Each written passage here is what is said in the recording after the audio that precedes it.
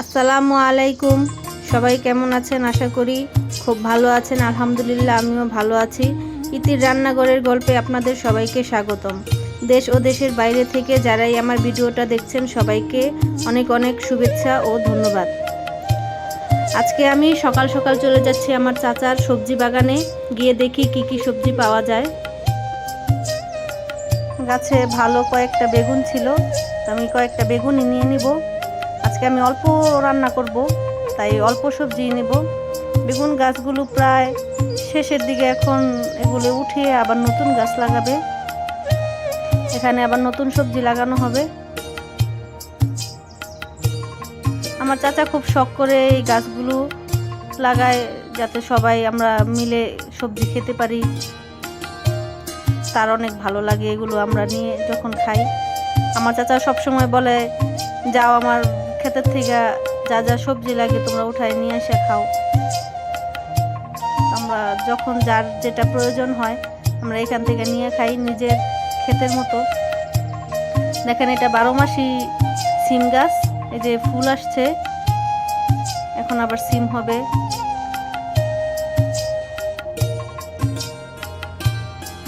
কয়েকটা বেগুন তুলে নিচ্ছি। বেগুনগুলা উঠিয়ে আমি এখন বাসায় চলে যাব। আমার 4-5টা বেগুন হলেই হয়ে যাবে। আমি আর বেগুন নিব না। এখানে প্রায় 4-5টা বেগুন হয়ে গেছে। এগুলো নিয়েই আমি আজকে দেখি কি রান্না করতে পারি। আমি আমার আঞ্চলিক ভাষায় কথাগুলো বলতাছি, আশা করি আপনাদের ভালো লাগবে। আর যদি কোনো ভুল ত্রুটি হয়ে থাকে অবশ্যই ক্ষমা সুন্দর দৃষ্টিতে দেখবেন আমার ভুলগুলো। এখন আমি বাসায় চলে আসছি, সব সবজিগুলো নিয়ে নিছি। আজকে আমি বেগুন দিয়ে ট্যাংরা মাছ দিয়ে রান্না করব, আর চিংড়ি মাছ পেঁয়াজ আর টমেটো দিয়ে ভুনা করব। তাহলে আপনারা দেখতে থাকুন আমার ভিডিওটা।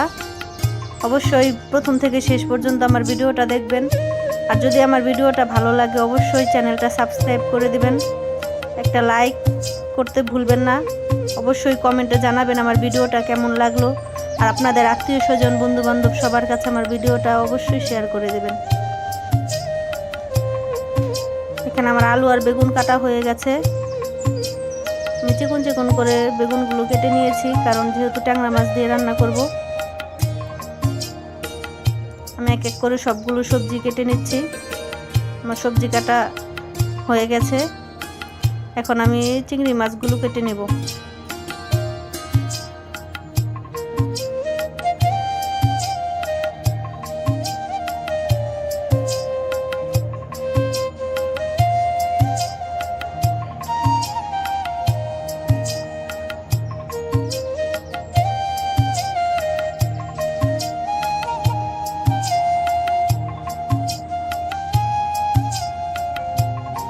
আমার মাছ কাটাও হয়ে গেছে। এখন আমি সরাসরি রান্নাতে চলে যাব। এখন আমি মাছগুলো ধুয়ে নিয়ে এসেছি। এখন আমি মাছটা হালকা ভেজে নেব। তার জন্য আমি হলুদ আর লবণ দিয়ে একটু মাখিয়ে নিচ্ছি।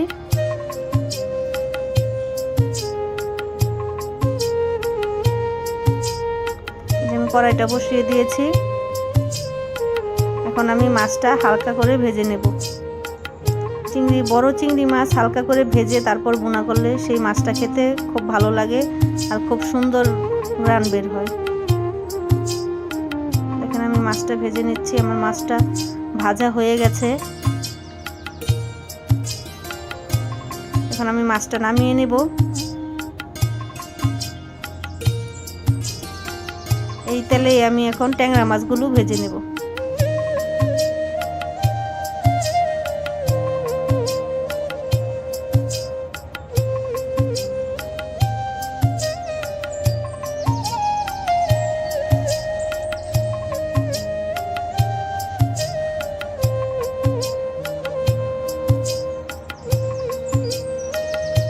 দেখুন, আমার ট্যাংরা মাছটাও ভাজা হয়ে গেছে। এখন আমি এটা উঠিয়ে নেব।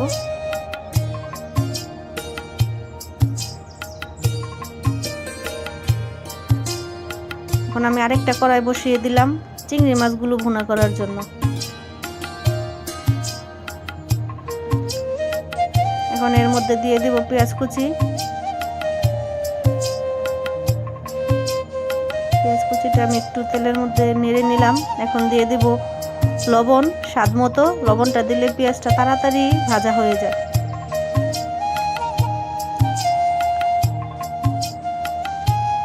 এখন আমি পেঁয়াজটা হালকা লাল লাল করে ভেজে নেব, বেশি বাদামি করব না, হালকা ভেজে নেব।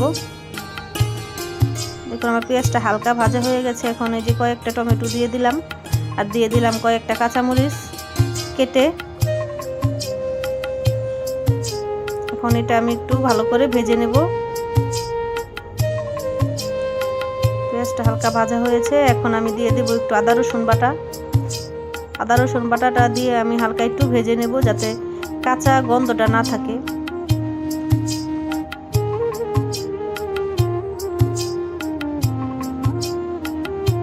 এখন দিয়ে দিলাম একটু পানি। পানিটা দিয়ে এখন আমি গুঁড়া মশলাগুলো দিয়ে দিব। দিয়ে দিলাম হলুদের গুঁড়া, দিয়ে দিলাম মরিচের গুঁড়া, ধনিয়া গুঁড়া, আর দিয়ে দিব জিরা গুঁড়া। এখন আমি মশলাটা ভালো করে কষিয়ে নেব, যতক্ষণে উপরে তেল ভেসে আসে। তেলটা ভেসে আসার পর বোঝা যায় যে মশলাটা কষানো হয়ে গেছে। আমার মশলাটা কষানো হয়ে গেছে, দেখেন কি সুন্দর তেল ছেড়ে দিয়েছে। এখন আমি মাছগুলো দিয়ে দিব। মাছগুলো দিয়ে দিলাম, দিয়ে একটু কিছুক্ষণ কষাবো। কষানো হলে আমি এর মধ্যে দিয়ে দিব পরিমাণ মতো অল্প একটু পানি।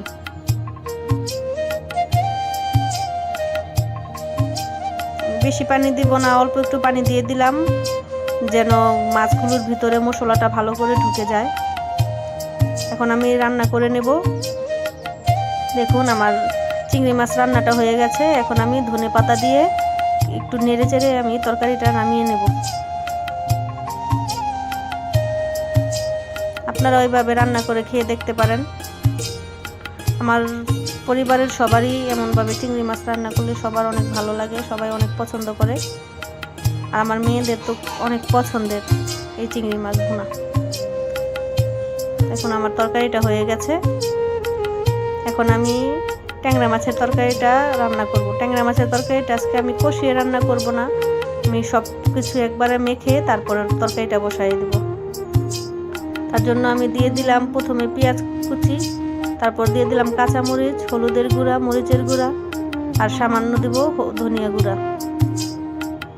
দিয়ে দেব পরিমাণ মতো লবণ, সামান্য একটু আদা রসুন বাটা, আর সয়াবিন তেল দিয়ে আমি সবগুলো আগে একত্রে ভালো করে মেখে নেব। মাখানো হয়ে গেলে তারপর আমি এর মধ্যে বেগুন আর আলুটা দিয়ে ভালো করে মাখিয়ে নেব।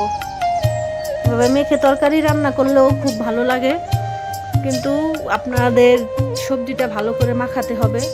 যত ভালো করে এটা মাখিয়ে নেবেন তত ভালো তরকারিটা হবে। তরকারিতে কোনো বাজে স্মেল আসবে না। তরকারিটা কষায় রান্না করলে যেরকম লাগবে ঠিক ওই রকমই লাগবে। দিয়ে দিলাম একটা টমেটো কেটে। আমার সবজিটা ভালো করে মাখানো হয়ে গেছে। এখন আমি এর মধ্যে দিয়ে দেব পরিমাণ মতন পানি। আমি হাতটা ধুয়ে পানি দিয়ে দেব। সবজিটা সিদ্ধ হতে যতটুকু পানি প্রয়োজন হয় আর কি।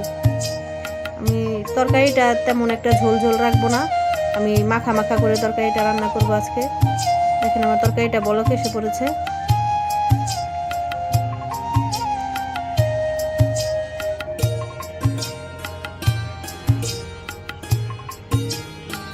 দেখুন আমার তরকারিটা প্রায় হয়ে গেছে। এখন আমি মাছগুলো দিয়ে দেব।